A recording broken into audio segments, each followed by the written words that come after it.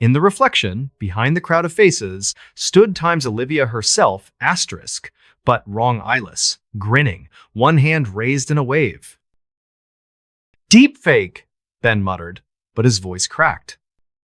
The waitress, Mabel, refilled their cups without asking. 72 years old, hair like steel wool, eyes that had seen too much. "Grayson's?" she said. Not a question. Whole family went missing in 78, October 31st. House was locked from the inside, chain on the door, windows nailed shut. Sheriff kicked it in 3 days later. Furniture right where it should be. Plates on the table, food still warm. But the floorboards. She trailed off, tracing a circle on the table with a gnarled finger. Carved up like a butcher's block. Spirals and eyes, and the smell, Lord, the smell. Like a slaughterhouse in July. Olivia's research spiral began that afternoon. Ashwood Library, microfiche room, air thick with mildew and despair. 1,878 newspaper. Grayson family vanished, foul play suspected. No bodies, no blood, just an empty house and a diary found in Jeremiah's study. Entry dated October 30th. The voices are louder now. They know my name. They want the children. I have given them blood, but it is not enough. The wood hungers. Another entry, ink smudged with what looked like tears. The floorboards sing when I sleep. They promise eternity. I am so tired. 1,923 police report. A drifter named Silas Crow squatted in the manor for 3 nights. Found babbling in the town square, fingernails torn off, claiming the house ate his shadow. Committed to an asylum in Louisville. Hanged himself with his bedsheet a week later. Sheet was clean, no ligature marks on his neck. 1,987, a teenage couple broke in on a dare. Girl made it out, boy didn't. Searchers found his Polaroid camera in the cellar. Last photo, the boy's own face, but the eyes were scratched out with something sharp. The girl? She still lives in Ashwood.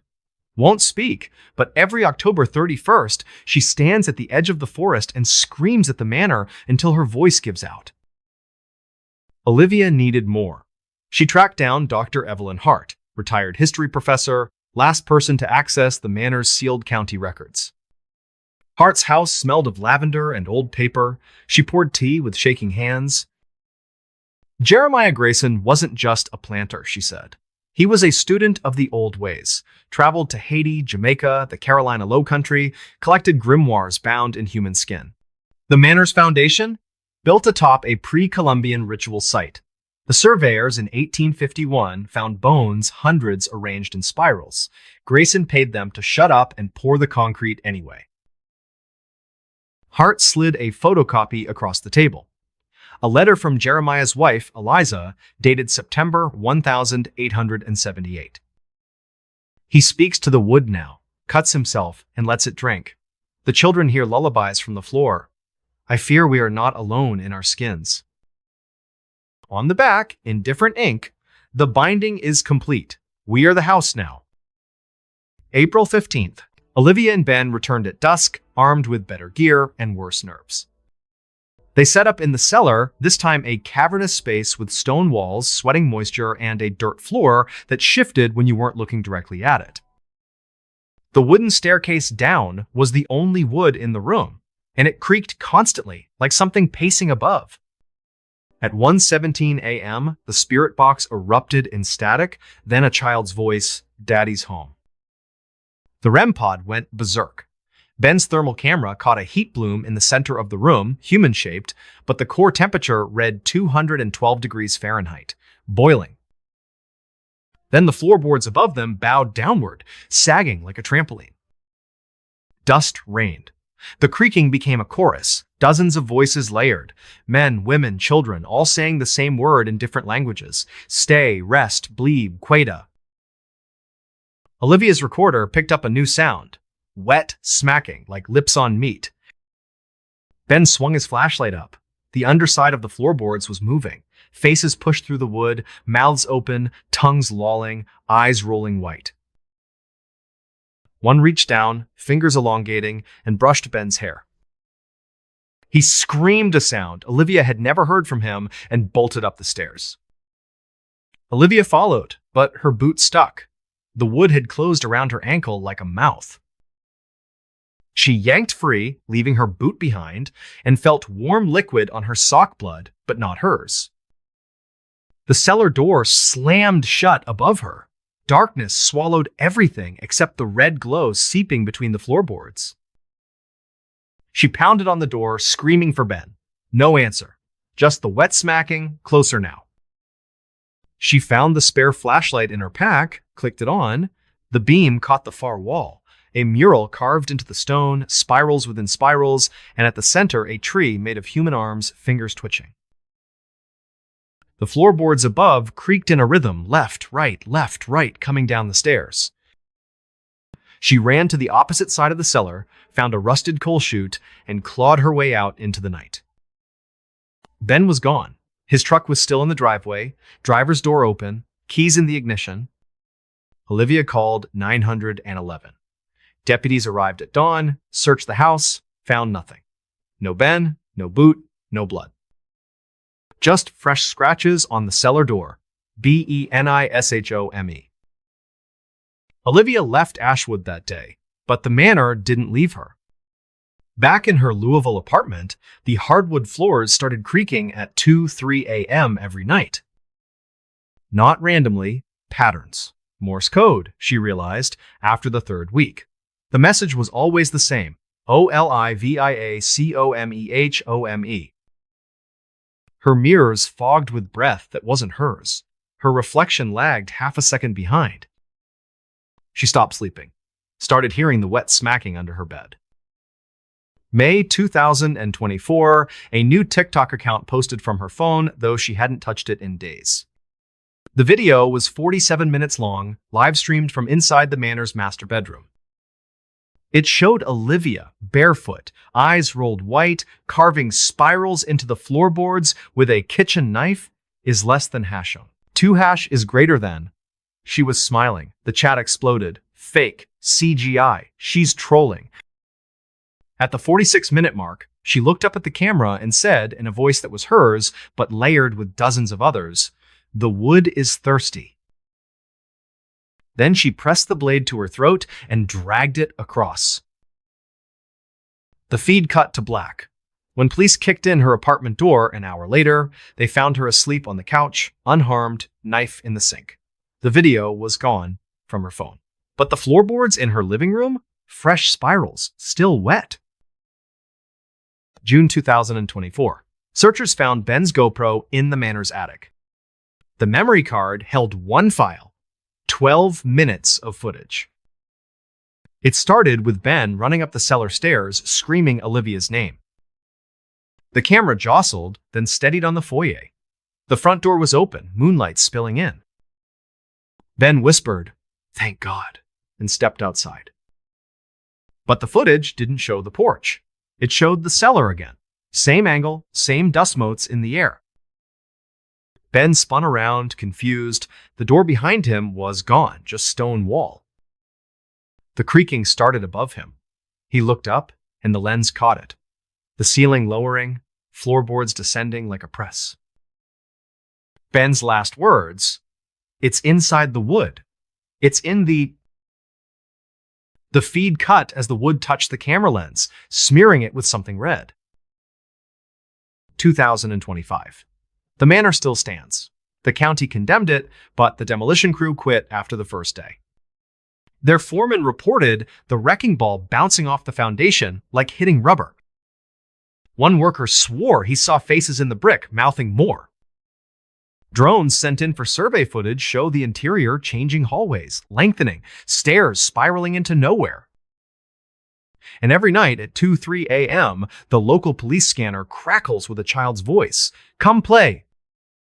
Callers traced to the manor's landline, disconnected since 1978. Olivia hasn't been seen since May. Her apartment's been rented to a new tenant, a young couple. They lasted 3 weeks, left a note for the landlord. "The floors won't stop talking. They know our PIN numbers." The new tenants? They're influencers, planning a 24-hour challenge. Their last post, 3 hours ago, a photo of the foyer, caption, "Who's ready to hear the house sing?" The top comment, from an account with no profile pic. Don't step on the wood, it remembers. So here's the thing. The old Grayson Manor isn't haunted by ghosts. It's a mouth. The floorboards are teeth. The walls are a throat. And it's still hungry. If you're ever in Ashwood and you hear creaking at 2, 3 a.m., don't check the floor. Don't look in the mirror. And whatever you do, don't answer when it says your name. Because some houses don't let you leave. They let you in, and then they close the door from the inside. Story 3. All right, folks, buckle up for a story that's strange, dark, and mysterious. This one comes straight out of the heartland, from a place where the rails run deep and the nights get colder than they have any right to. Like I always say, sometimes the truth, or at least the stories that refuse to stay buried, hits harder than any fiction. So if you're listening to this on a late-night drive, maybe keep the windows rolled up. Because today, I'm telling you the tale of the ghost train at Union Station. Picture this. It's the dead of winter, December 2020, in Kansas City, Missouri. Union Station looms like a cathedral of steel and stone, a Beaux-Arts masterpiece built back in 1914, its 95-foot clock tower stabbing into the night sky. By day, it's a bustling hub, Amtrak trains pulling in, tourists snapping photos under the massive chandeliers, kids chasing each other across the marble floors. But after the last train departs and the visitors trickle out, the place transforms. The echoes stretch longer. The shadows pool thicker. And the air carries a faint, unmistakable smell, like coal smoke and wet iron, even though the last steam engine left these tracks decades ago. Our story centers on Jake Harper, a 32-year-old night janitor who'd been mopping these floors for 2 solid years. Jake was the kind of guy who trusted what he could see, touch, and smell. He'd grown up in a small town outside Wichita, fixed tractors for his dad, and could rebuild a carburetor blindfolded. Ghosts? Urban legends? Load of crap, he'd grunt whenever his coworkers swapped stories in the break room. Old buildings creak. End of discussion. But even Jake couldn't ignore the way Union Station felt after midnight, like it was holding its breath, waiting for something. Platform 3 was the worst. It sat at the far eastern end of the station, tucked beneath a cracked skylight that hadn't been repaired since the 70s. Cleaners avoided it if they could. Passengers waiting for the late California Zephyr always complained of a heaviness in the air, like someone standing just behind them. The brass lamps along the platform flickered, only there, no other track had that problem. And no matter how many times Jake scrubbed, the faint scent of coal smoke clung to the concrete like a stain. December 8th started like any other shift. Jake clocked in at 11 p.m., grabbed his cart, mop, bleach, radio, clipped to his belt, and started his rounds. By 12:45, the station was a tomb. The last Amtrak had pulled out at 11:57, bound for Chicago. The ticket counters were dark. Even the security guards were holed up in the control room, feet on the desk, sipping burnt coffee. Jake was alone on Platform 3, sweeping gum wrappers into a dustpan when the floor beneath him vibrated. Not a tremor like a subway rumble, but deeper, older. He froze, broom handle in mid-swing. The schedule board above him was blank, no arrivals until 5:30 a.m. Yet the vibration grew, rattling the metal benches, sending a cascade of dust from the ceiling beams. Then came the whistle. It wasn't the modern diesel horn of an Amtrak engine. This was shrill, steam-powered, the kind you'd hear in a black and white film piercing, mournful and wrong. Jake's breath fogged in front of him, even though the platform was heated. He clicked on his maglite and swung the beam down the tracks. Nothing but empty rails stretching into the fog. But the rumble kept building, and the air turned arctic. His radio crackled to life on its own, static, then a voice low and gravelly looping his name. Ja. Ja. That's when he saw the headlights. Two sickly green orbs cutting through the mist, growing brighter, closer. A shape materialized an enormous steam locomotive, matte black, no markings, no numbers, its cowcatcher dented like it had plowed through something solid. The wheels screeched as it braked, sparks showering the platform in a fountain of orange. The train stopped exactly where Platform 3 ended, its cars stretching impossibly far into the darkness, farther than the station's tracks even went. The windows glowed that same putrid green, and inside, silhouettes moved tall, rigid, heads turning in perfect unison. The doors hissed open. Not modern sliding doors, old-fashioned accordion gates, creaking like a coffin lid. Inside was pitch black, a void that seemed to swallow the light from Jake's flashlight. And from that darkness came the voice again, no longer on the radio, but inside the carriage, intimate, like it was standing right behind him. "Get on, Jake!" His maglite flickered out. The radio spat a final burst of static, his own voice, distorted, screaming his name, then died. Jake bolted. He sprinted up the platform stairs, boots slipping on the marble, and burst into the main concourse.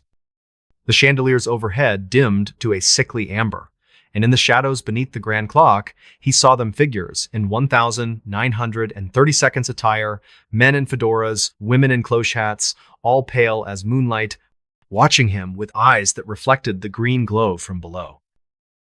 Their heads turned in perfect sync as he ran past, like puppets on the same string. He didn't stop until he reached the janitor's closet on the mezzanine, slamming the door and bracing his back against it. His heart hammered so hard he thought it might crack a rib.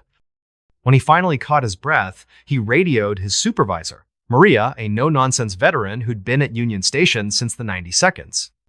She met him in the break room 20 minutes later, still in her coat, face grim. "Platform 3?" she asked. Jake nodded, barely able to speak. Maria sighed, poured him coffee with shaking hands, and told him the story everyone whispered but no one said out loud. It started in 1933.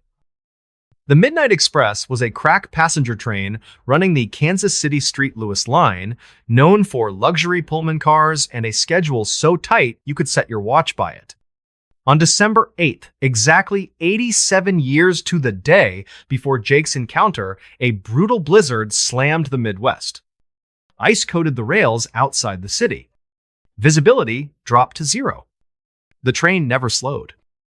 At 12:57 a.m., it hit a switch frozen in the wrong position and derailed just east of Union Station, plowing into a freight yard. 27 souls lost passengers, crew, a mail clerk crushed in the wreckage. The conductor, Elias Kane, was last seen in the cab screaming into the radio, "The line stays open! The line stays open!" His body was never recovered. The official report blamed ice and human error. But survivors told a different story. They swore the train's headlamps turned green minutes before the crash, an impossible color for the era's bulbs.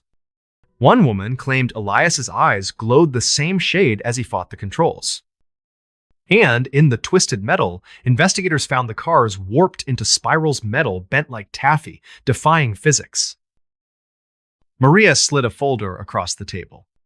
Inside, a 1,933 Kansas City Star clipping, yellowed and brittle. 27 dead in Midnight Express horror. A grainy photo showed the wreckage cars accordion folded, but in the background, a faint silhouette of an intact locomotive, black as coal, untouched by the crash. The caption made no mention of it. "That's not the train that derailed," Maria whispered. "That's the one that comes back." Jake couldn't let it go. The next night, he stayed late on purpose. He brought a digital recorder, a GoPro, and a thermos of coffee strong enough to wake the dead. At 12:55 a.m., the temperature plummeted. The lights on Platform 3 flickered in sequence, like a heartbeat. The rumble started low, building until the benches vibrated. The whistle screamed again, and the black train rolled in, same as before, but slower, deliberate. This time, Jake didn't run. He stood at the yellow safety line, GoPro rolling, and called out, "Elias Kane, what do you want? Is less than hay shown? Zero hash is greater than." The doors opened wider. A figure stepped onto the platform, tall, in a conductor's uniform from the 30 seconds, cap pulled low. His face was wrong skin, translucent, eyes twin green lanterns. He raised a gloved hand, and Jake felt an icy grip on his shoulder, though the figure was 10 feet away. The whisper came from everywhere and nowhere. "Ride with us. The line stays open." Jake's GoPro caught 30 seconds of footage, the conductor's face dissolving into shadow, the train's interior stretching into an endless tunnel of green light, rows of passengers with glowing eyes turning to stare. Then the lens cracked, spiderweb fractures spreading from the center, and the battery died. The train vanished as suddenly as it came, leaving only the smell of ozone and a single brass button on the platform engraved with ME 1933. Jake quit the next day. He packed his apartment in 48 hours and moved to Street Louis, took a warehouse job, swore off trains forever. But the ghost followed. His new clock radio turned on at 1 a.m., static whispering his name. His car's GPS once rerouted him to Platform 3, Union Station Mid-Drive. In 2024, a new janitor at Union Station found a 1933 pocket watch under a bench on platform, 3 hands spinning backward, engraved EK. In 2025, a tourist's photo went viral. A black steam engine on the tracks, timestamped 1 a.m., but the platform empty in real time. Union Station still runs trains. Amtrak? Freight? The works. But Platform 3? It's different. The schedule board glitches at 12:59 a.m., flashing Midnight Express on time. Security cameras show static at 1 a.m. sharp. And every winter, on December 8th, the whistle echoes through the station, clear as day, even with no trains in sight. Locals say Elias Kane is still out there, bound by his vow, collecting passengers for a ride that never ends. Some claim the train isn't just a ghost, it's a door. A one-way ticket to wherever the Midnight Express was really headed that night in 1933. So, if you're ever at Union Station after midnight and hear that whistle, don't look down the tracks. Don't check the schedule board. And whatever you do, don't step on to Platform 3. Because some trains aren't taking you home, they're taking you somewhere else. And that's the strange, dark, and mysterious story of the ghost train at Union Station. If you've got your own brush with the rails, drop it in the comments. But remember, sometimes the whistle isn't calling the train. It's calling you. Story 4. All right, folks, buckle up for a story that's strange, dark, and mysterious.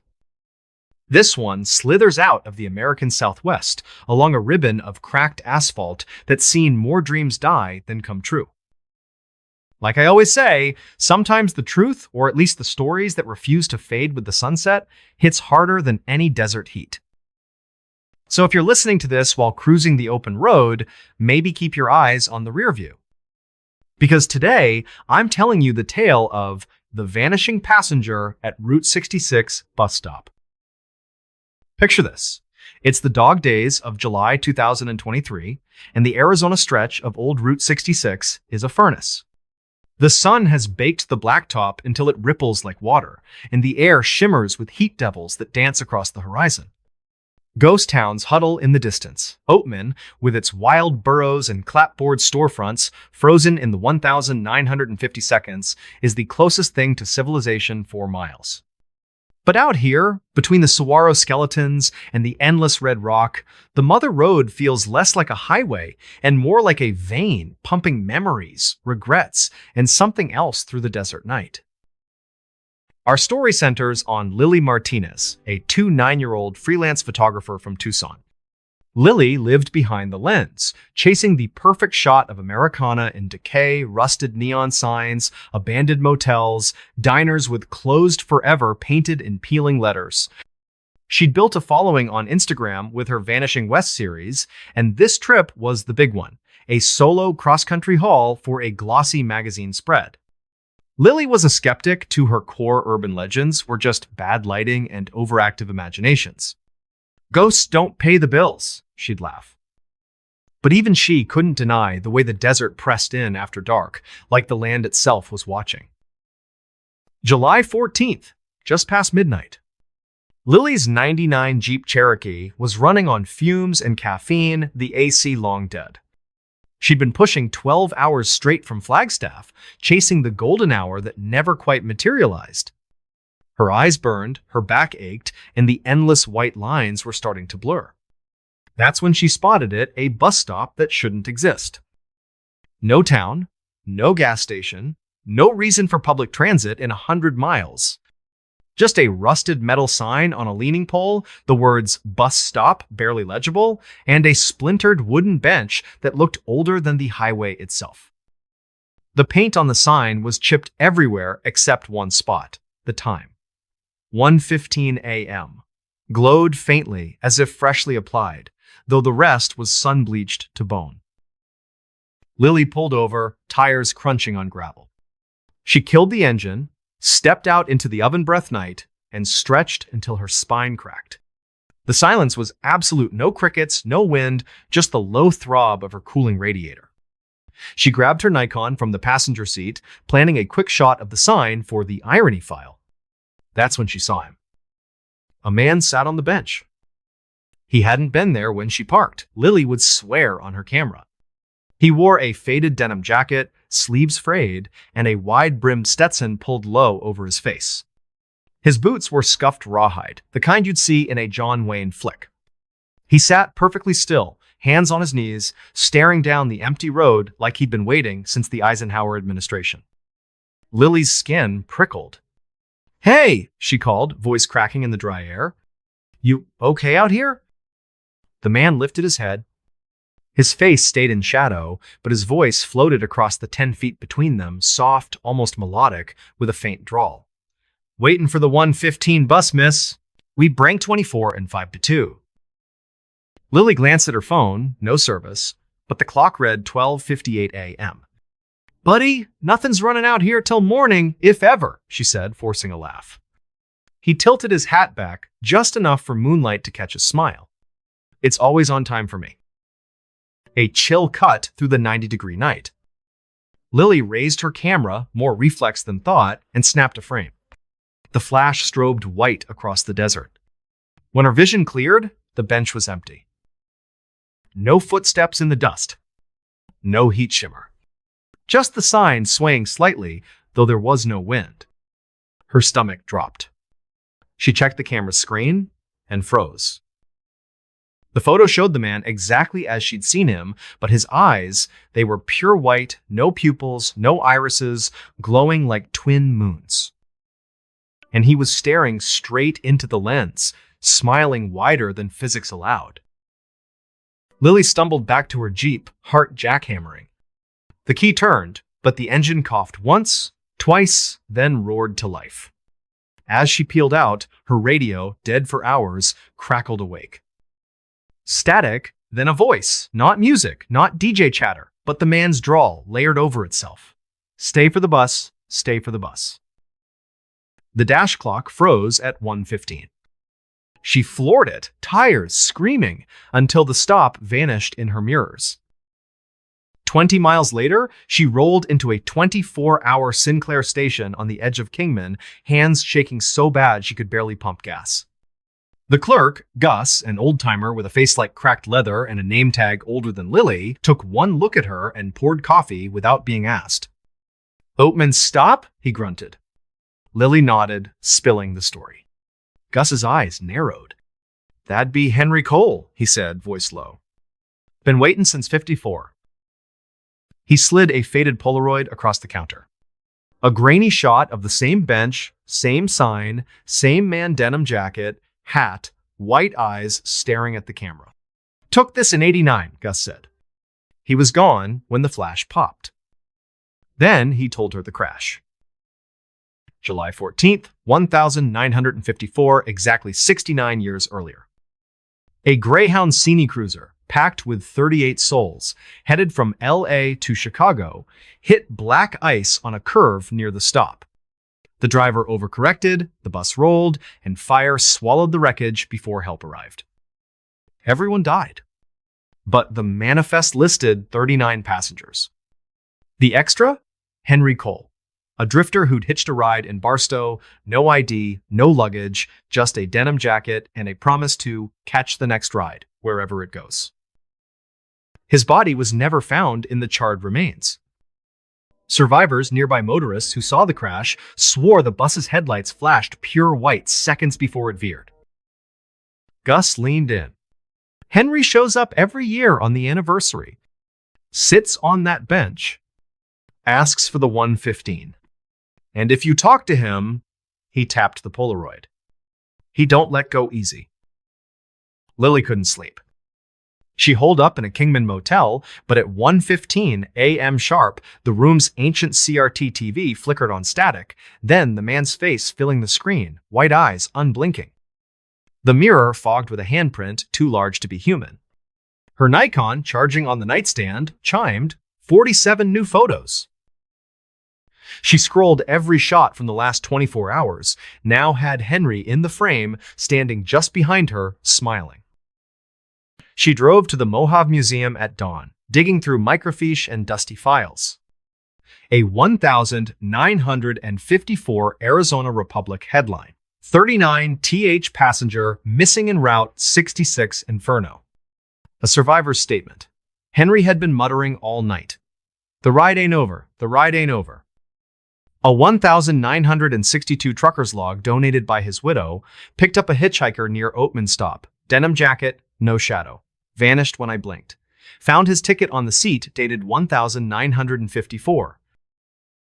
Lily contacted Clara Webb, a Route 66 historian who'd written 3 books on the highway's ghosts. They met at a diner in Seligman, Clara sliding a manila folder across the Formica. Inside, a 1,954 police sketch of Henry, same jacket, same hat, but the artist's note. Eyes drawn from witness memory subject claims they were like headlights. A 1,978 Navajo elders' oral history recorded on cassette. The stop sat on an ancient trail where walkers lured travelers into the spirit world. And a Polaroid from 1,985 Clara's own, showing Henry offering a ticket that crumbled to ash in her hand. The disturbances escalated. Lily's GPS rerouted every destination to bus stop, 1:15 a.m. Her motel keycard demagnetized at 1:14, remagnetized at 1:16. One night, she woke to find her car keys arranged on the comforter in a perfect spiral. And every photo she took now carried a watermark in the corner. H. C. 115. July 14th, 2024, 1 year later. Lily returned. Not for the magazine. Not for proof. For answers. She parked at 12:50 a.m., camera rolling on a tripod, voice recorder in her pocket. The desert was silent. Then the temperature plunged. The signs 1:15 a.m. began to glow, not reflect, glow like neon under blacklight. Henry materialized, flickering like bad film reel. His shadow didn't touch the ground. His voice came from everywhere. Seat saved, Lily. Ride with me. Headlights appeared on the horizon, pure white, no vehicle attached, just 2 beams floating above the asphalt. A low rumble built. Not an engine, but a heartbeat. The bench creaked as Henry stood, extending a hand. His fingers were too long, joints bending wrong. Lily's camera flashed on its own, click, click, click. The screen showed the bus now. A silver Greyhound, windows packed with passengers, all turning to stare, all with white eyes. Henry stepped closer. His face glitched, skin dissolving into static, revealing something underneath, not bone, not flesh, but light. The ride never ends, he whispered, breath cold as dry ice. Lily's recorder caught it all, then the lens cracked, spiderwebbing from the center. She ran. The Jeep started on the first try, and she floored it, dust plumes swallowing the stop. She never went back. But Henry did. In 2025, a German tourist's dashcam caught him sitting on the bench at 1:15 a.m., then gone in the next frame. A trucker found a denim scrap pinned under the sign embroidered HC in red thread that smelled of smoke. And every July 14th, the stop's dust arranges itself into footprints leading nowhere. Lily sold her camera, deleted her portfolio, moved to Seattle. But at 1:15 a.m., her smartwatch still vibrates. Bus stop, now boarding. Route 66 stretches on, endless and unforgiving. The stop waits under the stars, bench polished smooth by unseen hands. If you're driving alone and see a man in denim waving you down, keep the pedal down. Don't check the time. And whatever you do, don't stop. Because some passengers aren't waiting for the bus, they're waiting for you. And that's the strange, dark, and mysterious story of the vanishing passenger at Route 66 bus stop. If you've got your own Mother Road nightmare, drop it in the comments. But remember, sometimes the road doesn't take you where you're going. Sometimes it takes you where you belong. Story 5. All right, folks, brace yourselves for a story that'll make your skin crawl and keep you away from secluded lakeside homes forever. This one's about a place so drenched in dread, so steeped in horrors that cling to its walls, that it's become a whispered nightmare in a small Wisconsin town. On Lakeview Drive, there's a villa with a past so dark it doesn't just haunt, it hungers. It's strange, it's terrifying, and it's deeply, bone-chillingly mysterious.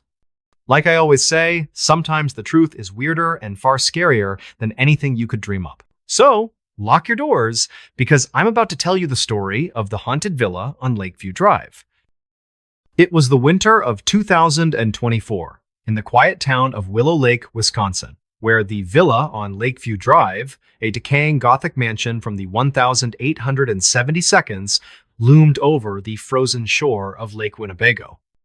Ethan Caldwell, a 5-year-old true crime podcaster, rented the villa for a month, chasing rumors of its gruesome history for his next episode.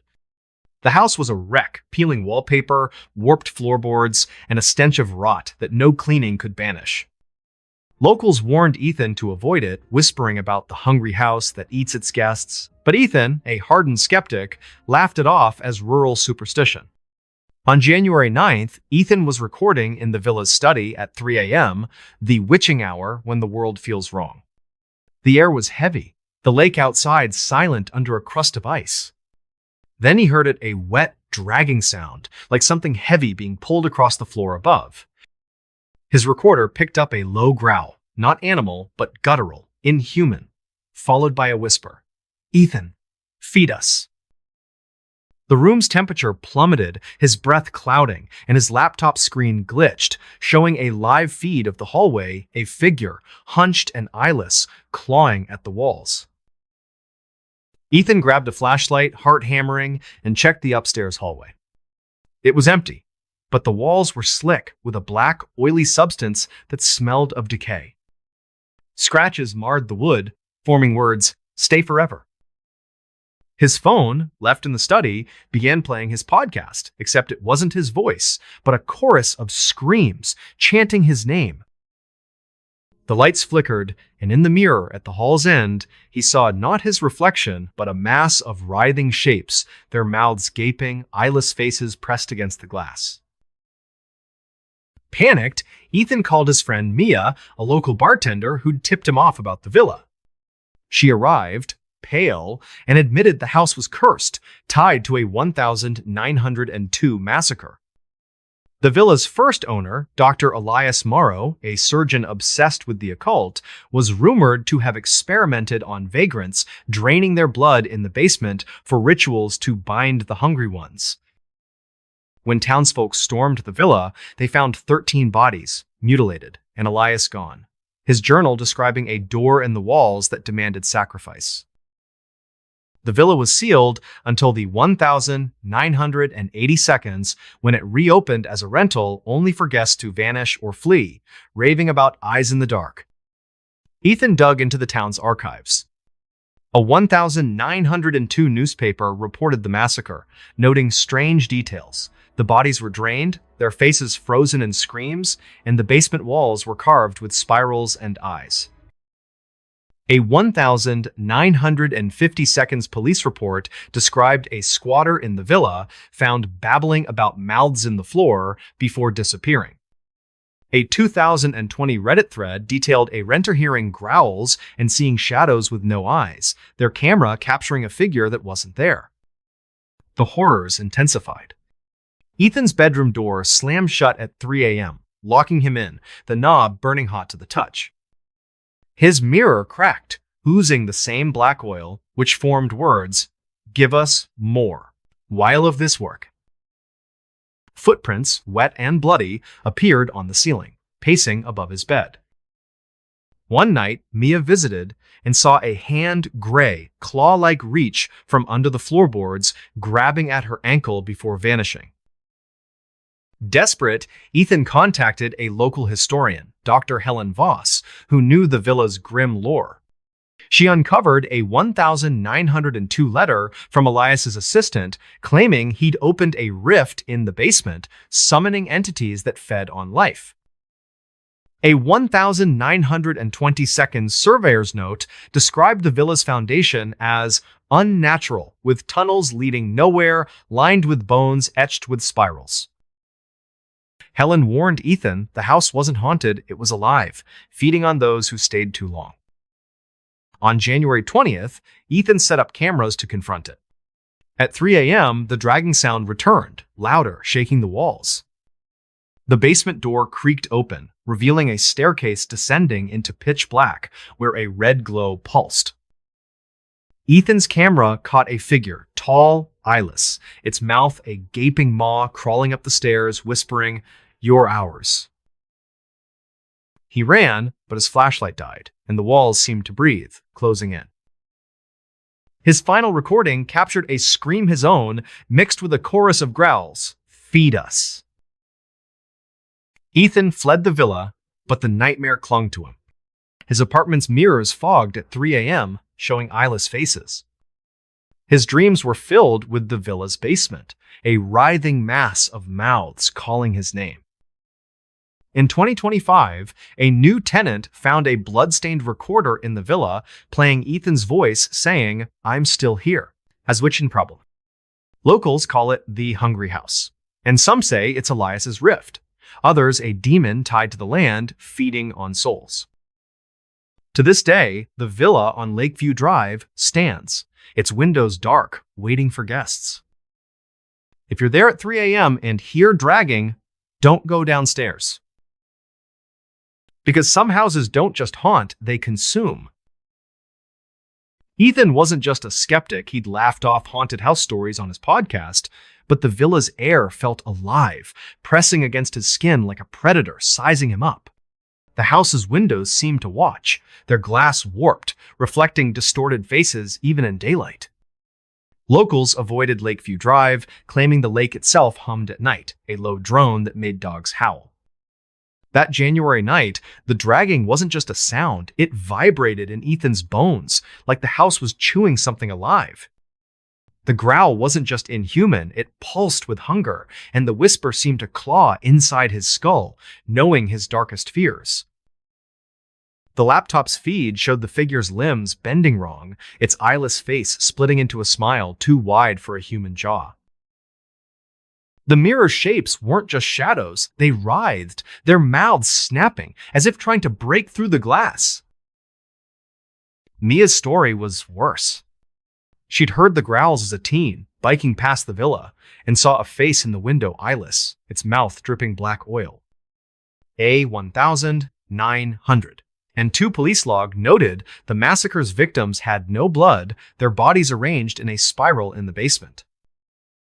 The journal's last page, in Elias's hand, read, "The hunger is eternal. It demands." Ethan's research dug up nightmares. A 1930 seconds tenant's diary described waking to hands, pulling their sheets, whispering, "More." A 1980-second squatter vanished, leaving claw marks on the basement door too deep for human nails. Helen's findings tied the villa to a 19th century cult, worshipping a devourer under the lake fed by Elias's rituals. The terrors grew unbearable. Ethan's bed shook at 3 a.m., as if something beneath clawed upward. The black oil seeped from light fixtures, pooling into shapes that crawled toward him. A neighbor heard screams from the villa, but police found it empty except for bloody footprints circling the basement. That final night, the basement's glow wasn't just red, it pulsed like a heartbeat, and the air smelled of blood and ash. The figure wasn't alone. Dozens of eyeless shapes loomed behind it, their mouths chanting in unison. Ethan's camera showed the staircase descending endlessly, walls lined with faces frozen in screams. After Ethan fled, the villa's grip tightened. His podcast uploaded episodes he didn't record, filled with growls and his own voice begging, "Let me go." A 2025 hiker found bones near the lake, etched with spirals smelling of rot. The villa stands, its doors unlocked, waiting. If you hear dragging at 3 a.m., run. Because the villa doesn't just want you, it's starving. Story 6. All right, folks, hold on tight for a story that'll make you steer clear of forgotten backroads and abandoned towns. This one's about a place so cloaked in dread, so tangled in whispers of the lost, that it's become a chilling legend in the deep woods of Maine. In the heart of Hollow Pines, a village erased from maps, something lingers in the shadows, waiting for those who wander too close. It's strange, it's terrifying, and it's deeply mysterious. Like I always say, sometimes the truth is weirder and far scarier than anything you could dream up. So, keep your flashlight handy because I'm about to tell you the story of the forgotten village of Hollow Pines. It was the fall of 2023 in the dense forests of northern Maine, where the village of Hollow Pines, abandoned since the 1940 seconds, lay hidden off a forgotten logging road. Sarah Ellis, a 27-year-old urban explorer and vlogger, heard rumors of the village from an online forum and set out to film its ruins for her channel.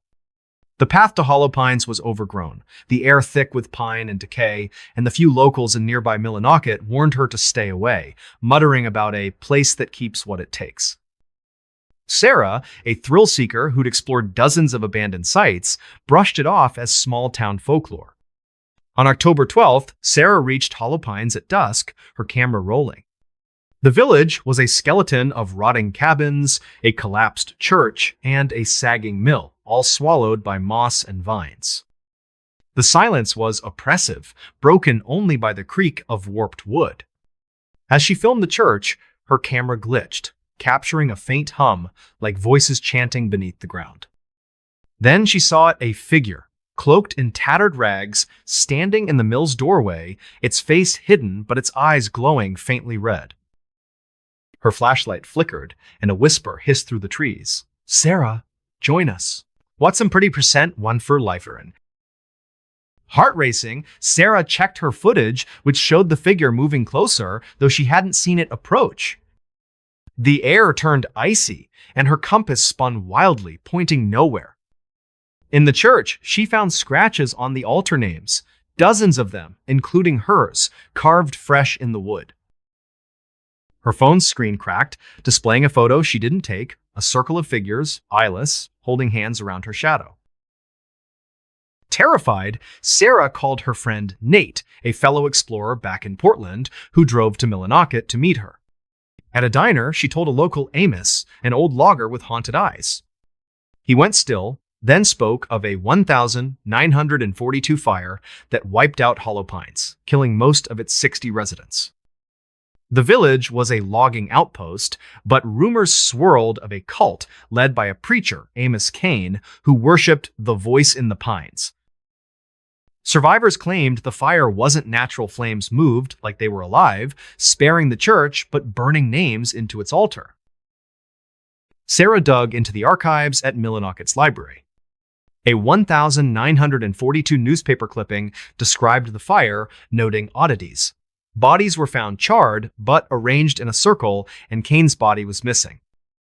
A 1960 seconds hiker's journal found in the library mentioned seeing figures in hollow pines chanting at dusk, vanishing when approached.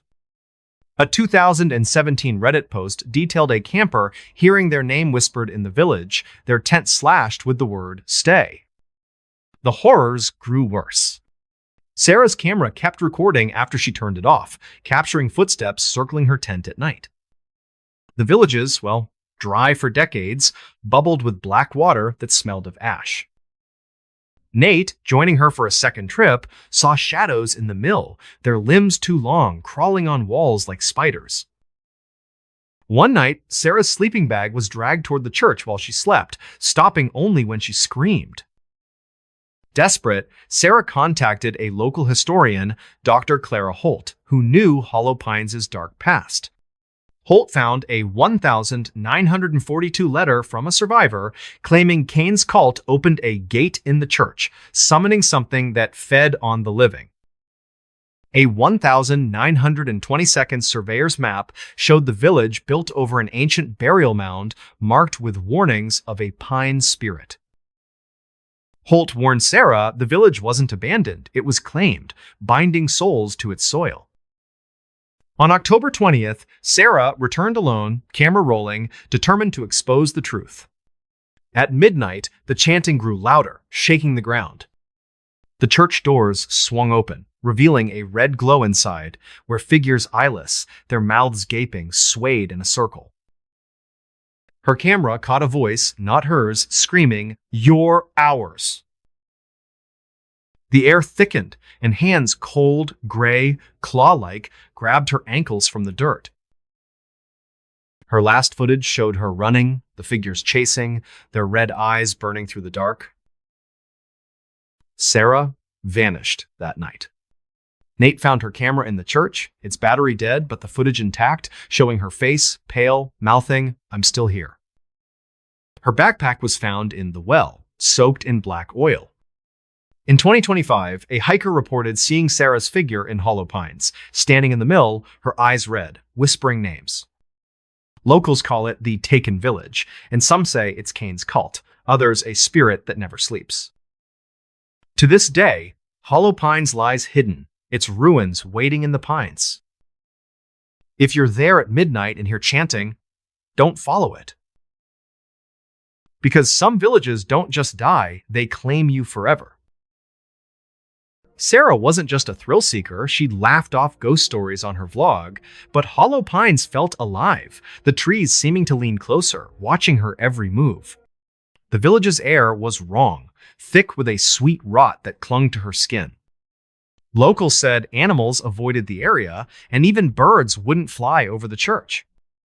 That October night, the hum wasn't just voices, it pulsed like a heartbeat, shaking dirt from the church's rafters. The figure in the mill didn't just stand its head twisted, unnaturally slow, its red eyes boring into Sarah's soul. The whisper didn't just say her name, it knew her fears, pausing when she thought of running. Her camera's photo showed not one figure, but dozens, their eyeless faces pressed against the lens, mouths stretched in silent screams. Amos's story was darker. As a boy, he'd seen the figures himself, their bodies flickering like bad film, leaving claw marks on his bike. A 1942 survivor's diary, hidden in the library, described Kane preaching about a feast for the pines, his eyes glowing red before the fire. The altar's names weren't just carved, they bled, oozing black oil that smelled of death. Sarah's research uncovered terrors is less than #0. 5# is greater than a 1950 seconds Rangers log noted footprints in Hollow Pines, leading to the church but never out. A 1980 seconds camper vanished, their tent found shredded with "Join US" scratched into nearby trees. Holt's findings tied the village to a 17th century legend of a pine wraith, a spirit that devoured souls, lured by Cain's rituals. The nightmares escalated. Sarah's tent was slashed nightly, the cuts forming spirals. The church's windows glowed red at midnight, showing shadows that danced without light. Nate's skin burned where the shadows touched him, leaving marks like teeth. One night, Sarah woke to her own voice, whispering from the well, begging her to come down. That final night, the church wasn't just glowing, it pulsed, the walls bending like flesh. The figures didn't just sway, they crawled, their limbs snapping, bodies merging into a writhing mass. Sarah's footage showed hands bursting from the ground, their fingers long and gray, pulling at her shadow as she screamed. After Sarah vanished, the village's grip tightened. Nate's dreams showed Sarah in the church, her face eyeless, chanting his name. A 2025 explorer found a bone in the well, carved with Sarah's initials, still wet with oil. A drone over Hollow Pines caught a shadow circle, moving under the trees, whispering, "Hollow Pines waits, its pines hiding secrets." If you hear chanting at midnight, run. Because some villages don't let you leave, they keep you forever. Story 7. All right, folks, grab your keys, check the deadbolt twice, and maybe sleep with the lights on tonight. Because this one isn't about a haunted house in the woods, it's about a haunted apartment in the middle of Brooklyn, where the walls have ears, the mirrors have teeth, and the rent is paid in something far worse than money. Locals on Willow Street don't talk about apartment 4B. They step around it, like avoiding a crack that goes straight to hell. So pull the blinds, mute your phone, and keep one eye on the closet, because tonight I'm telling you what really moved into the brownstone with Mia Torres. July 2024, Brooklyn, New York. Willow Street, Cobble Hill, tree-lined, gas lamps, million-dollar townhouses, the whole postcard. Except for number 47, a 4-story brownstone built in 1895 by a shipping magnate named Elias Vell. The facade is tired. Sandstone gone gray, iron railings flaking rust like dried blood, gargoyles over the stoop that look like they're chewing on something. Inside, the stairwell smells of boiled cabbage and despair. The mailboxes are stuffed with flyers no one reads. And on the 4th floor, behind a door painted the color of nicotine, sits apartment 4B, vacant for 8 months, rent slashed to $1,900, a steal in a neighborhood where closets go for $2,000. Mia Torres, 29, graphic designer, Queens native, signed the lease sight unseen. She'd been couch surfing after a breakup, needed walls that weren't her mom's. Harold Greaves, the landlord, met her on the stoop with a manila envelope and the jittery energy of a man late on alimony. Keys, lease, one rule: the bedroom closet stays locked, belonged to the previous tenant. Sentimental value. Mia laughed, city girl. Seen every scam. She signed. Harold's hand trembled when he took the pen back. July 11th, move-in day. The apartment was a time capsule. Crown molding yellowed with nicotine, radiator that clanked like a dying robot, hardwood floors scarred with cigarette burns, and something that looked suspiciously like claw marks. A single window faced an air shaft so narrow you could high-five the neighbor's cat. The bedroom closet, oak, 6-panel, brass knob, had a padlock the size of a hockey puck. Mia dumped her boxes, ordered Thai, and cracked a beer. At 11:58 p.m., the lights flickered. Not a brownout flicker, deliberate. On, off, like breathing. July 12th, 2:03 a.m. Mia was at her desk, Wacom tablet glowing, sketching logos for a crypto startup that would probably rug pull by Christmas. The hum started low, subwoofer deep, vibrating in her molars. Her smart speaker unplugged, crackled to life. Alexa's voice, but wrong, layered with something wet. Me, you're not alone. The tablet screen glitched, pixels bleeding into a live feed of the bedroom. The closet door was open. Shouldn't be, couldn't be. But there it was, yawning black, and in the doorway stood a shape human height but folded wrong, shoulders hunched to knees, head cocked at an angle that would snap a spine. No face, just a smooth oval of skin where features should be, glistening like whetstone. Mia's chair rolled back, hit the wall. The temperature tanked summer night to meat locker in seconds. Her breath fogged. The front door rattled in its frame, chain lock dancing like something inside the apartment was trying to get out. She grabbed her phone, ran to the bedroom. The closet was closed, padlock intact. But the mirror over the dresser showed the open door behind her reflection. The faceless thing stepping into the room, arms elongating, fingers dragging across the floorboards with a sound like chalk on wet glass. She screamed, bolted, slammed the bedroom door. In the living room, her phone, left on the desk, recorded audio she never heard. Rhythmic scratching from inside the closet walls, slow and deliberate, spelling in Morse she'd later translate, Staywythme. The windows fogged from the inside, handprints blooming 5 fingers, but too long, joints bending backward, smearing down the glass like slug trails. Her keys on the kitchen counter were twisted into a perfect spiral, metal still warm, smelling of ozone. She didn't sleep. At dawn, she called Leo Park, best friend since SVA, barista at Devotion, with a side hustle debunking TikTok hauntings. They met at the 24-hour diner on Court Street, fluorescent lights buzzing like angry hornets. Mia played the audio. Leo's face went the color of oat milk. "That's not EVP," he said. "That's inside the file." The waveform showed a second track layered beneath the scratching whispers, dozens, saying her full name, middle included, in voices that weren't human. Mrs. Callahan lived in 3A, 81 years old, walker, oxygen tank, memory like a steel trap. She'd watched tenants come and go from 4B since Nixon. "Agnesville," she rasped, lighting a Virginia Slim with a trembling Bic. 1924. Lived up there alone. Never left the apartment after dark. Ordered groceries through the dumbwaiter. One morning, the milkman found the door open, bottles untouched. Agnes? Gone. Closet padlocked from the inside. Cops cut it open. Walls carved, floor-to-ceiling spirals, eyes, words in a language looked like bugs crawling. Blood was still wet. Mia hit the Brooklyn Historical Society at noon, microfiche room smelling of dust and desperation. 1,924 police report. Missing Agnesville, 34. Spinster. No signs of struggle. Closet walls inscribed with occult symbols. Substance on walls tested. Human blood, type O negative. Matches missing woman.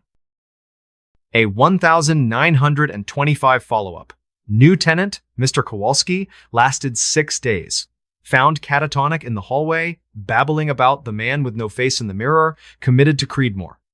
Died 1,927. Cause, exsanguination. Source unknown. 1,962. A jazz musician named Ray Delgado moved in, chasing cheap rent and inspiration. Recorded an album in 4B Closet Blues. Never released. Master tapes vanished with him. Only surviving track leaked online 2018, 3 minutes of saxophone, then Ray screaming, "It's wearing my face!" followed by wet tearing sounds. 1,987. College kids on a dare. One filmed the closet with a Super 8. Film developed a week later, frames showed the padlock opening itself, a hand reaching out, palm up, fingers melting into the lens. The kid who held the camera? Never found. His roommates still get birthday texts from his number, "Wish you were here." Mia needed answers. She cold called Dr. Samuel Klein, a cult historian, author of Thresholds, Doors That Should Stay Closed. He agreed to meet at a Park Slope cafe, brought a leather satchel older than Mia. Inside, Agnes Vell's journal, recovered from a estate sale in 1998. Entries in fountain pen, ink faded to rust. The 12th of March, 1924. The closet breathes when I sleep. It knows my dreams. April 3. Cut my palm, let it drink. The walls purred. May 1. It has no name. It wears the shape of absence. I am becoming the door. Last page, dated October 31. Tonight, I open it all the way. The building is hungry. We will feed it together. Klein flipped to a blueprint. The brownstone's foundation sat atop a forgotten 18th century crypt, Knights Templar offshoot, rumored to have practiced inversio anima, binding souls to architecture. The closet in 4B aligned exactly with the crypt's altar stone. The lock isn't to keep people out, Klein said. It's to keep it in. But every tenant who bleeds in that room weakens the seal. July 18th. Mia and Leo returned with a plan. Document, debunk, delete the listing. They set up in the bedroom 4 cameras, motion sensors, a UV light to catch handprints, a lock picker for the closet in case of emergency. At 1:57 a.m., the power cut, not a flicker, gone. Emergency lights in the hall died too. The apartment plunged into black, so complete it had weight. Then the hum, deeper now, rattling Mia's ribcage. Leo's phone flashlight caught the closet door padlock gone. Door ajar 2 inches, red light pulsing from within like a dying star. The motion sensor screamed. Camera 3, aimed at the closet, showed the gap widening on its own. Something stepped out. Not walked, unfolded. 7 feet tall, limbs jointed wrong, skin the color of wet cement. Where a face should be. A hole ringed with teeth that weren't teeth mirror shards, reflecting Mia's terrified eyes back at her, multiplied 100-fold. It moved without sound, but the floorboards screamed under it, wood splintering upward like teeth. Leo grabbed Mia's arm. Run! They bolted for the front door. Chain lock was locked. From the inside, key wouldn't turn metal, fuse solid. Behind them, the bedroom mirror cracked in a perfect spiral. The reflection stepped out of the glass, eyeless, mouths sewn shut with black thread, reaching. The apartment walls bulged inward, plaster cracking to reveal brick that bled slow, thick, black. Mia remembered the fire escape. Window stuck. Leo kicked it. Glass exploded outward. They climbed down, barefoot, shards slicing skin. On the street, sirens someone had called 911. Cops arrived to an empty apartment, door unlocked from the outside now. Closet sealed, padlock back, shiny and new. Cameras? Wiped. But the SD card in Mia's pocket missed in the chaos held 43 seconds of footage. It showed the thing standing in the living room, head tilted, then leaning into the lens until the screen filled with its tooth-ringed void. Last frame. Mia's face, but the eyes were mirror shards, blinking out of sync. Mia crashed at Leo's. 2 nights later, 2:03 a.m., his Keurig turned on by itself. Coffee brewed black, thick, smelling of earth. Cup on the counter spelled in grounds M-I-N-E. Leo's mirror fogged. Writing appeared. L-E-O-N-E-X-T. He moved to his sister's in Jersey the next day. Hasn't been back to Brooklyn since. August 2024. New tenant in 4B. A TikTok couple, 1.2 million followers, planning a haunted Airbnb series. Their intro video posted August 15th. Day 1 inch, the cursed closet apartment. Smash like if we survive. Last story. August 16th, 2:03 a.m. Live from the bedroom. The girl whispers, "Guys, the lock just fell off." Camera pans to the closet open, red glow strobing. The guy laughs nervously, then screaming. Feed cuts. Account deleted by user request 20 minutes later. 2025. The brownstone is condemned structural damage, vermin infestation. Demolition delayed indefinitely. Workers refused to enter after the third one vanished mid-shift. His hard hat was found in 4B, brim chewed to splinters, inside lined with teeth marks that match human dental records, but no match in any database. Drones sent in show the closet door missing now, a hole in the wall leading to a staircase that descends below the foundation, steps carved from mirror glass, reflecting nothing. Mia lives in Pittsburgh now, under her mother's maiden name. She hasn't looked in a mirror in 6 months, uses a webcam for Zoom calls, keeps it covered when off. At 2:03 a.m., her phone buzzes with texts from unknown numbers. Photos of her sleeping, taken from inside her locked bedroom. Last week, a package arrived. No return address. Inside, the padlock from 4B, open. Chain links fused into the shape of her initials. Harold the landlord? Found dead in his office, throat cut ear to ear, but no blood at the scene. On his desk, a lease for 4B signed in fresh ink, tenant name, The Unseen. So here's the thing. The brownstone isn't haunted, it's tenanted. The closet isn't a door, it's a mouth. And it's got a waiting list. If you're ever on Willow Street and you see a for rent sign with no phone number, just a key taped to it, keep walking. Don't check the mirror. Don't listen at 2:03 a.m. And whatever you do, don't sign the lease. Because some apartments don't come with ghosts. They come with a roommate, and it's been there since the bricks were laid. Story 8. All right, folks, if you're the kind of person who likes to hang out in empty malls after closing, you might want to rethink that. Because what I'm about to tell you happened in a place that should have just been a boring, half-dead shopping center, but instead, it became something straight out of your worst nightmare. This is the story of Riverwalk Mall in Marion, Ohio, and the lights that don't just flicker. They watch. They wait. And sometimes, they take. Like I always say, sometimes the truth is way weirder and way scarier than anything you could make up. So grab something to hold on to, because we're going in. It all started in the winter of 2024. Riverwalk Mall was built back in the 82nds, one of those big, shiny indoor palaces that used to be packed with families, teenagers, and that unmistakable smell of pretzels and new sneakers. But by 2024, it was a ghost of itself. Half the stores were shuttered, the fountain in the food court hadn't worked in years, and the neon signs out front buzzed like dying insects. The place was so quiet at night, you could hear the escalators creak even when they weren't moving. And the lights, those long rows of fluorescent tubes, they never quite stayed steady. They'd flicker, dim, then surge back to life, like they were breathing. That's where Lucas Hayes comes in. Lucas was 28, practical guy, former college baseball player who blew out his knee senior year and ended up with a degree he couldn't use and a mountain of student debt.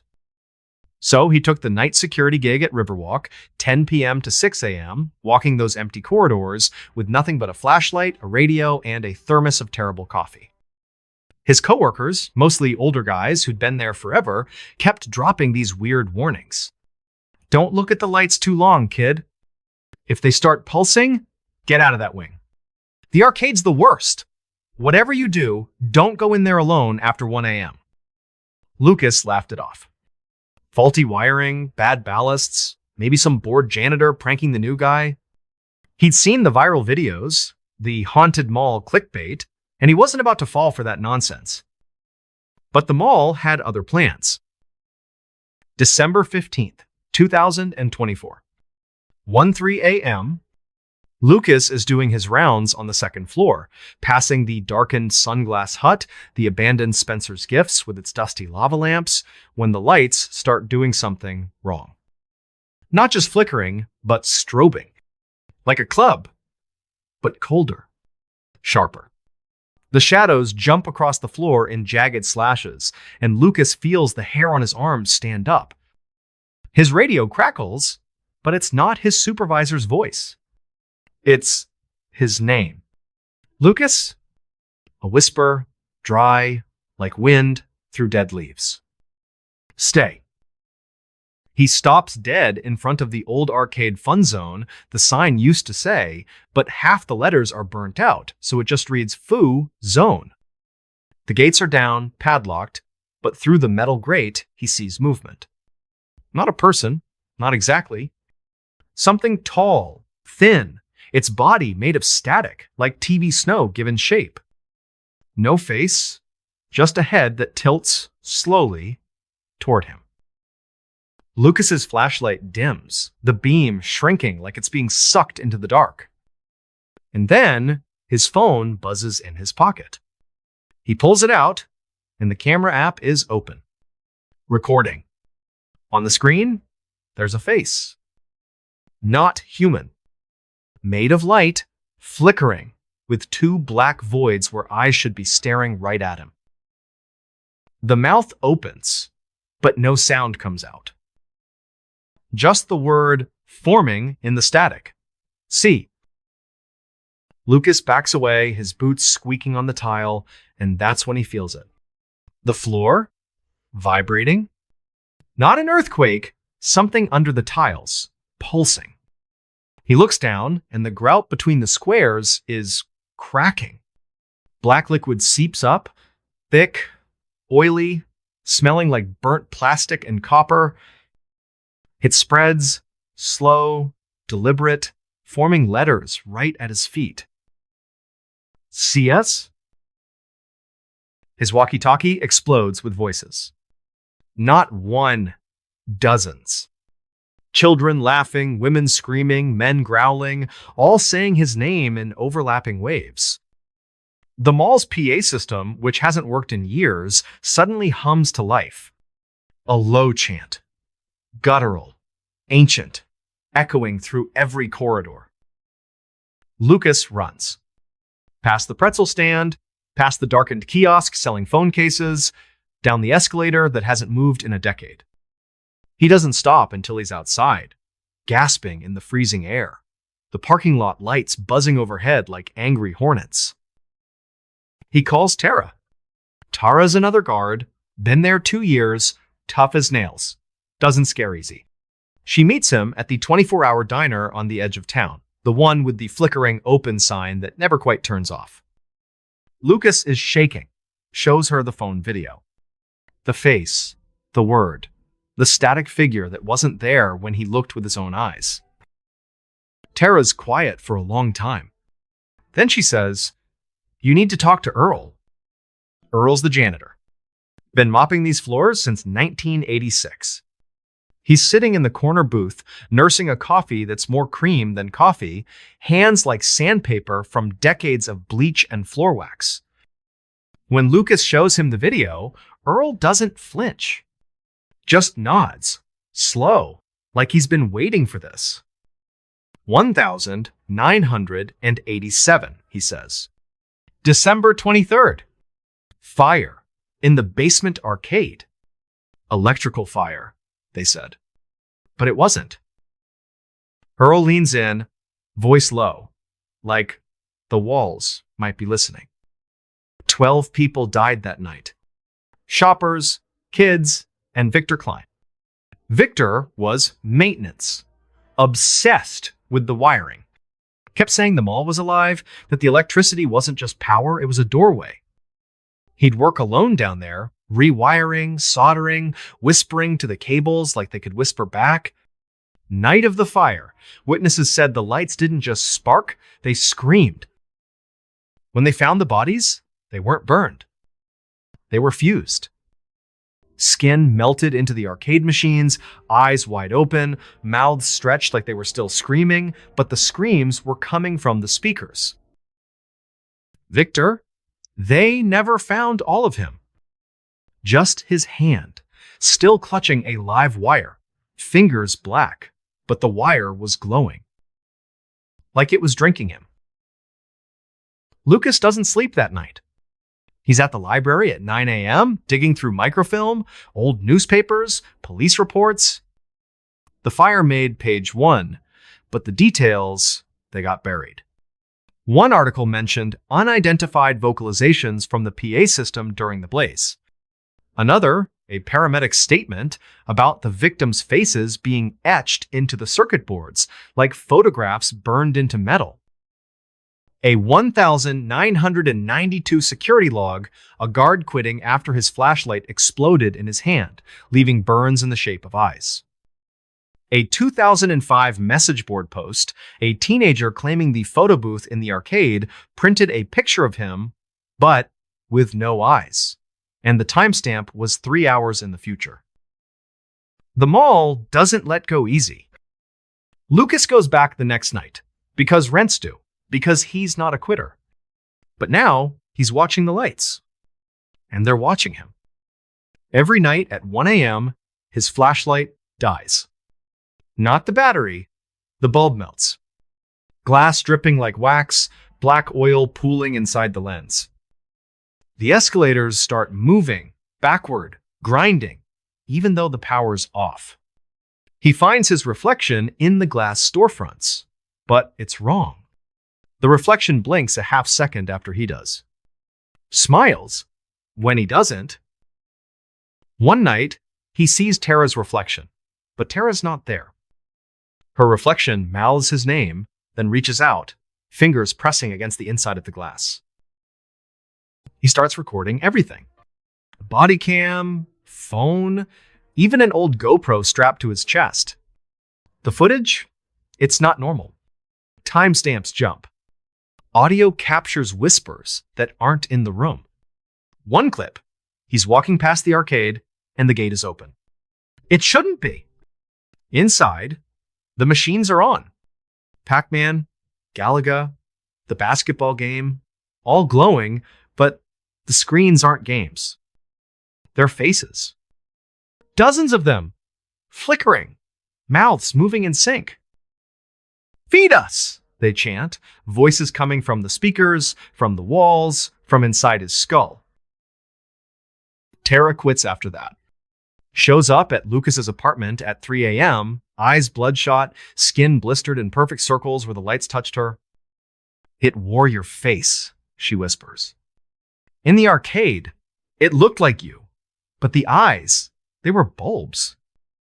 Glowing." And it said, "Come play."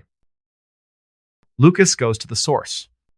Dr. Miriam Cole, local historian, teaches at the community college, specializes in unexplained phenomena in Midwestern architecture. She meets him in the library basement, surrounded by boxes of yellowed documents. "The mall's built on a cemetery," she says without preamble. "Not on the plans, but the survey from 1978, it's there. Unmarked graves, 19th century. A cult, they called themselves the Luminari. Believed light was the path to ascension, that electricity could bridge the living and the dead. They'd bury their leaders with copper coils, glass orbs, waiting for the great illumination." Cole pulls out a map. The mall's foundation overlaid on the cemetery plot. The arcade? Dead center over the mass grave? The main electrical room? Built into what used to be the cult's chapel. "Victor Klein," she continues. "His grandfather was a Luminari. Family legend says Victor was trying to finish the ritual using the mall's grid as a conduit. The fire, it wasn't an accident. It was the awakening." December 22nd, Lucas's last night. He brings everything.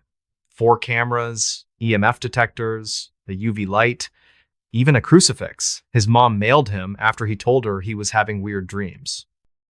He sets up in the arcade, gates forced open, the air inside thick, like breathing syrup. 12:58 a.m. The machines hum to life on their own. Screens flicker, showing the fire. 1,987. People running, mouths open in silent screams. 1 a.m. The lights go berserk. Strobing so fast, the air vibrates, a sound like 1,000 voices screaming through a broken radio. The cameras catch it. First, sparks from the ceiling. Then, forms. Human-shaped, but wrong. Bodies made of light and shadow. Limbs stretching, splitting into wires that crawl along the floor. One steps out of the Pac-Man screen, head tilting, no face, just a bulb where the mouth should be, glowing white hot. It reaches for Lucas, fingers sparking, and where it touches his arm, the skin blisters instantly, circuits burning into his flesh like a brand. The floor splits. Tiles shattering, black oil gushing up, forming hands, dozens of them, grabbing his ankles, his wrists, pulling. The PA system screams, not words, just raw sound, pain given voice. Lucas fights, swings the UV light, and for a second, the figures recoil. Their forms glitch, flicker, like bad reception. He runs, cameras still recording, one strapped to his chest, showing the arcade behind him, the machines melting, screens bleeding, faces pressing against the glass from inside. He makes it to the parking lot, collapses, the mall's lights pulsing behind him like a heartbeat. But it's not over. That night, his apartment lights flicker at 1 a.m. His TV turns on, static, his face in the snow, screaming. His car, parked outside, headlights, strobe, forming eyes in the beams. He tries to leave town, but every road loops back to the mall. Is less than #0. 7 hash is greater than GPS glitches, street signs flicker, leading him in circles. January 2025. A new guard finds Lucas's GoPro in the arcade, still recording, battery impossible dead for weeks. The footage? It's him. Running. Screaming. But behind him, the lights aren't lights anymore. They're mouths. Hundreds of them, opening and closing, chanting in static. The final frame, Lucas's face, pressed against the camera lens from the inside. Eyes black, mouth open. But the sound, it's the mall's PA, whispering, "Stay forever." Riverwalk Mall is still open. Barely. A few stores, a dollar store, a vape shop, but at night, it's empty. The lights still flicker. Workers say the arcade gates open on their own. That sometimes at 1 a.m., you can hear the machines playing, even though they've been unplugged for years. And if you look close, in the reflection of the darkened screens, you might see a face that isn't yours. Lucas was never found. His apartment cleared out, like he was never there. But his student loans? Still being paid every month on the 15th from an account labeled RWM Security. So if you're ever in Marion, Ohio, and you see Riverwalk Mall with its buzzing sign and cracked pavement, keep driving. Because some places, they don't just close at 9 p.m. Some places never let you leave. And if you're inside after hours and the lights start to strobe, don't look up. Don't look at the reflections. And whatever you do, don't answer. When they say your name, because the lights, they're always hungry. And tonight, they might be hungry for you. Story 9. All right, folks, brace yourselves for a story that'll make you question what the government really knows and hides from us. This one's about a classified file so explosive, so downright terrifying, that the FBI allegedly went to extreme lengths to bury it deep in the shadows. In the annals of American intelligence, whispers of a document detailing events too bizarre for public eyes have circulated for decades. It's strange, it's dark, and it's deeply mysterious. Like I always say, sometimes the truth is weirder than anything you could dream up. So, pull up a chair because I'm about to tell you the story of the file the FBI tried to erase. It all traces back to the late 1940s in the dusty archives of the FBI's Washington headquarters, where Agent Harlan Reeves, a no-nonsense investigator fresh from World War II, was assigned to a routine case. Reeves was tasked with reviewing declassified wartime documents for potential national security threats. Amid stacks of mundane reports on espionage and sabotage, he stumbled upon a sealed folder marked Project Echo, a thick dossier stamped with Eyes Only, and dated 1947. The file wasn't on any official index. It had been slipped into a misfiled box as if someone wanted it forgotten. Curious, Reeves cracked it open in a secure vault. What he found chilled him. eyewitness accounts from Roswell, New Mexico, but not the weather balloon story the public knew. The file detailed a crash-landed craft, not human tech, with bodies recovered that were small, gray, with oversized heads and no visible orifices. Attached were photos, charred debris with strange hieroglyphs, autopsies showing non-terrestrial physiology, and memos from high-level officials debating cover-ups. One memo, signed by J. Edgar Hoover himself, ordered, "Erase all traces. This never happened." Reeves, skeptical but shaken, photocopied key pages before resealing the file. Days later, his office was ransacked, superiors questioned his overzealousness, and he was transferred to a dead-end post in Alaska. Reeves kept quiet for years, but in the 1,970 seconds, as FOIA requests flooded the FBI, he anonymously leaked excerpts to a journalist, Walter Klein. Klein published a bombshell article in an obscure newsletter, claiming Project Echo proved extraterrestrial contact and a massive conspiracy. The backlash was swift. Klein's home was burgled, his notes stolen, and he was labeled a crank. The FBI denied the file's existence, calling it a hoax, but whistleblowers emerged. A retired agent swore he'd seen the bodies in a secure facility, and a Roswell coroner described non-human remains shipped to D.C.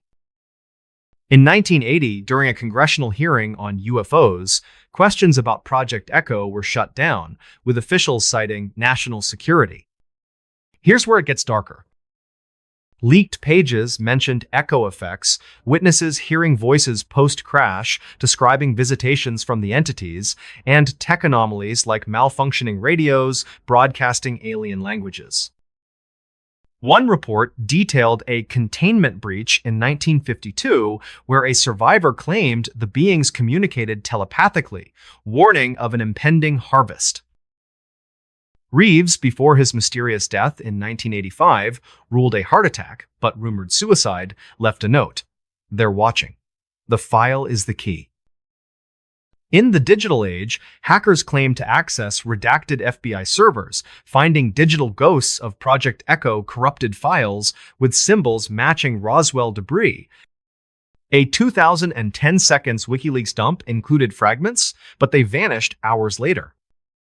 Conspiracy circles point to Majestic 1-2, a supposed shadow group erasing evidence, while skeptics say it's disinformation to distract from real threats. To this day, Project Echo remains erased. No official file exists in FBI archives. But if you dig too deep into UFO lore and start hearing whispers on your radio, stop. Because some files aren't just hidden, they're protected by things that don't want to be found. And that's the story of the file the FBI tried to erase. Strange, dark, and mysterious, just like I promised. Harlan Reeves wasn't just any agent, he'd interrogated Nazis on occult projects, making him primed for the unbelievable. The file's photos weren't grainy fakes. They showed precise engineering, metals lighter than aluminum, yet indestructible. Autopsy notes described beings with fluid-like blood that defied biology, and one memo warned of psychic residue causing hallucinations in handlers. Reeves' leak wasn't impulsive. He'd confided in a trusted colleague who later vanished during a routine flight. Klein's article sparked FOIA frenzy, but responses were redacted black.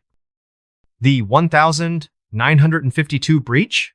Witnesses reported lights in the sky over D.C., and President Truman allegedly ordered a full purge. Reeves' death came after he met with UFO researchers, leaving behind a microfilm hidden in a library book. Hackers in the 2000s found server logs of deleted echo files, timestamps matching high-profile UFO sightings. A 2020 seconds declassification tease vanished from the National Archives website overnight. Theories tie it to MKUltra mind control or reverse-engineered tech powering modern drones. The file's legacy? Anomalous events for those who seek it, radios picking up unknown signals, shadows in photos. If you're researching Roswell and your devices glitch, unplug. Because some secrets erase more than paper, they take you with them. Shadows in the old high school gym. All right, folks, get ready for a story that'll make you think twice about lingering in an empty gym after hours.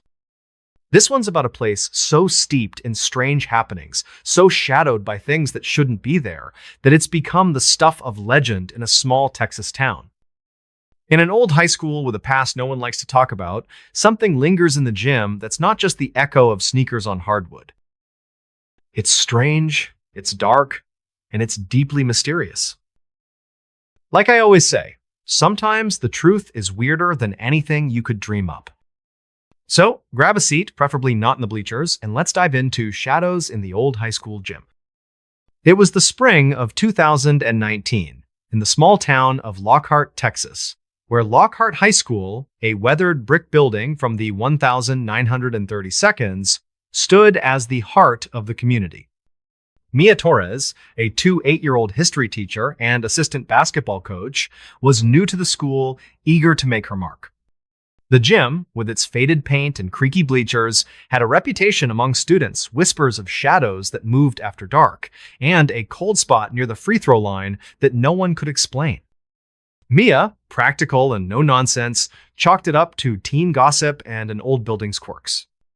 On April 10th, Mia stayed late after practice, locking up the gym around 9 p.m. The air was still, the only sound, the hum of flickering fluorescent lights. As she grabbed her bag, she heard a faint dribbling like a basketball bouncing on the court. She turned, but the gym was empty, the ball rack untouched. Then, from the corner of her eye, she saw a shadow, tall and shapeless, gliding across the bleachers, vanishing when she looked directly. The air turned icy, and her breath fogged, despite the Texas heat. Mia called out, thinking it was a student pranking her, but the dribbling stopped, replaced by a low whisper. Stay, play. Her keys, left on the bench, slid to the floor with no one near them.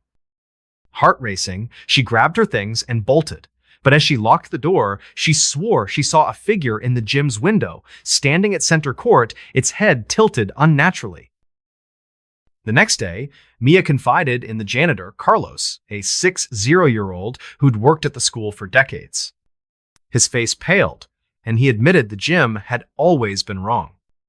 He told her about a 1957 fire that gutted the gym, killing a student, Tommy Grayson, a star player who'd been practicing late. The official report blamed faulty wiring, but rumors swirled of screams heard long after the flames were doused. Carlos said students in the 80 seconds saw shadows, and a coach in the 90 seconds quit after hearing his name whispered during a game. Mia dug into the school's archives. She found a 1957 yearbook with Tommy's photo smiling, holding a basketball, standing exactly where she'd seen the figure. A newspaper clipping described the fire, noting odd details. The ball rack was untouched, and a burned sneaker was found at midcourt, perfectly intact. A 2000s Reddit thread mentioned a Lockhart student seeing a shadow dribbling a ball that wasn't there, always at night. The weirdness escalated. During practice, basketballs rolled off the rack, stopping in perfect lines. The scoreboard flickered, displaying 57 repeatedly, even when unplugged. Students reported feeling watched, and one player, Jake, swore he saw a shadow mimic his layup, moving faster than humanly possible. At night, Mia's classroom, near the gym, would fill with the smell of smoke, though nothing burned. Desperate, Mia contacted a local historian, Ellen Ruiz, who uncovered more. The gym was built over an older structure, a 1,920 community hall where a tragic basketball game collapse killed 3 players. Ellen found a 1957 police report. The fire's cause was never confirmed, and a witness saw a figure in the gym windows as it burned. Locals believed Tommy's spirit was trapped, tied to the court he loved. One night, Mia stayed late, determined to confront it. At 9 p.m., the dribbling started again, louder, and the shadow appeared, taller this time, its edges sharp. She spoke, asking, "Tommy, what do you want?" The lights went out, and a ball rolled to her feet, cold to the touch. A whisper echoed, "Play with us." She ran, but her phone later showed a photo she didn't take, a blurry figure dribbling, its eyes glowing. Mia requested a transfer in 2020, but the gym's strangeness persisted. Students reported shadows during games, and a 2024 janitor found a basketball with Tommy scratched into it, hidden under the bleachers.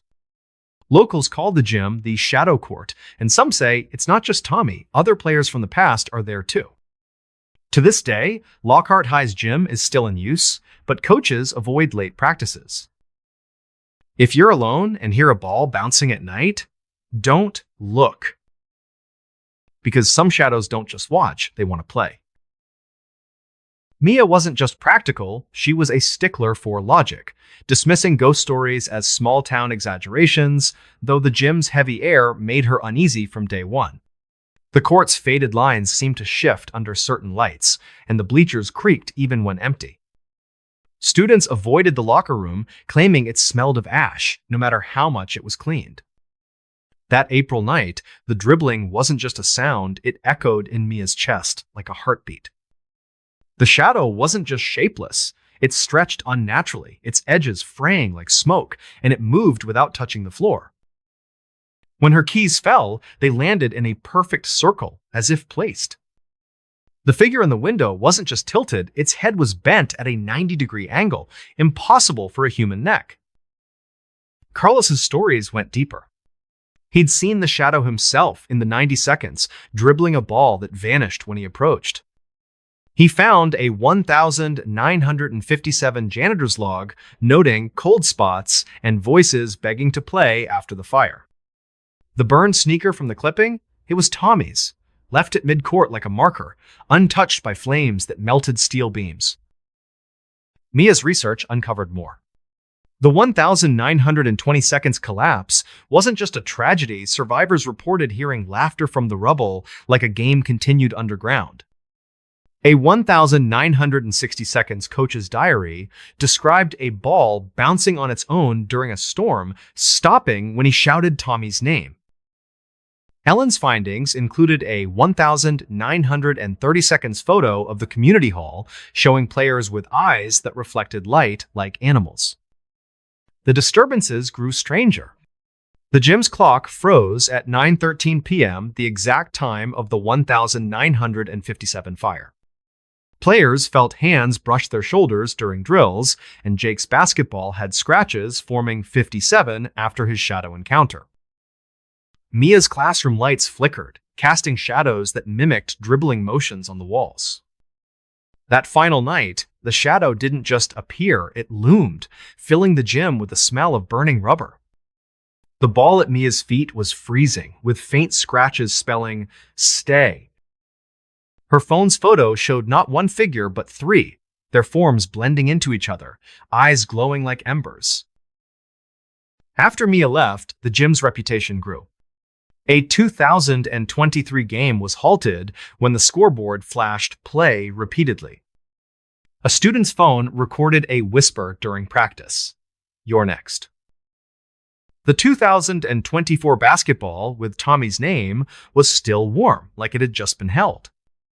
Lockhart's gym stands, its lights dim. If you're coaching late and hear a bounce, don't turn around. Because some games don't end, they trap you in. Story 1.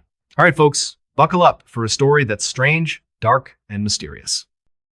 This one comes from the quiet corners of a small college town in Virginia, where the line between campus legend and chilling reality blurs into something you can't quite shake. Like I always say, sometimes the truth, or at least the stories that feel too real to ignore, hits harder than any nightmare. So, if you're listening to this late at night, maybe double check your doors and windows, because today, I'm telling you the tale of the cursed dormitory of Willow Creek College. Picture this. It's the fall semester of 2022, and Willow Creek College, a modest liberal arts school tucked away in the rolling hills of rural Virginia, welcomes its latest batch of wide-eyed freshmen. The campus is idyllic on the surface, with ancient oak trees casting long shadows over brick buildings that date back to the 1882. But there's one spot that stands out, not for its charm, but for the way it makes your skin crawl: Hawthorne Hall. This ivy-cloaked dormitory, with its narrow hallways and creaking wooden floors, has been housing students for over a century. Yet, among the locals and alumni, it's whispered about as the Spiral Hall, a place where the past doesn't just linger, it reaches out and grabs you. Our story centers on Emma Caldwell, a 19-year-old anthropology major from a sleepy suburb in Ohio. Emma wasn't your typical freshman. She was a die-hard skeptic, the kind who'd spent her high school years running a blog called Mythbusters Anonymous, where she'd dissect urban legends, ghost stories, and conspiracy theories with cold, hard logic. Ghosts? Please? She'd scoff. It's all psychology and bad wiring. So when she got assigned to room 312 on the third floor of Hawthorne Hall, she dismissed the warnings from upperclassmen as nothing more than hazing pranks. Oh, the dorm's haunted? Sure, and the cafeteria serves gourmet meals. She'd joke with her new roommate, Sophie, a bubbly art student from California. But from the moment Emma stepped into Hawthorne, something felt off. The air inside was thicker, almost resistant, like walking through invisible cobwebs. The hallways carried a faint, antiseptic smell, reminiscent of an old hospital that no amount of air freshener could mask. And the third floor? It was always colder, even on warm September days, as if the building itself was exhaling a perpetual chill. Students avoided lingering there after dark, claiming the lights flickered without reason and shadows seemed to stretch longer than they should. Emma chalked it up to poor insulation and overactive imaginations. That is, until the night of September 15th. It was around midnight, and Emma was alone in her room, buried in textbooks for an upcoming anthropology exam on ancient symbols and rituals. Sophie was out at a frat party, leaving the dorm eerily quiet. The only sounds were the occasional creak of settling wood and the distant hum of crickets outside. Emma had her desk lamp on, casting a warm glow over her notes when she first heard it. A faint scratching noise. It started soft, like nails lightly dragging across a wooden surface coming from inside her closet. She paused, pen in hand, and listened. Scratch, scratch, scratch. It had a rhythm, almost like a heartbeat pulsing through the walls. Rats, maybe? Emma muttered to herself, trying to stay rational. She got up, heart pounding a little harder than she'd admit, and yanked open the closet door. Inside, it was just her clothes hanging neatly, a few boxes of unpacked stuff on the floor, nothing out of the ordinary. But as she scanned the back wall with her phone's flashlight, her breath caught. Etched into the wood, faint but unmistakable, was a carving, a spiral shape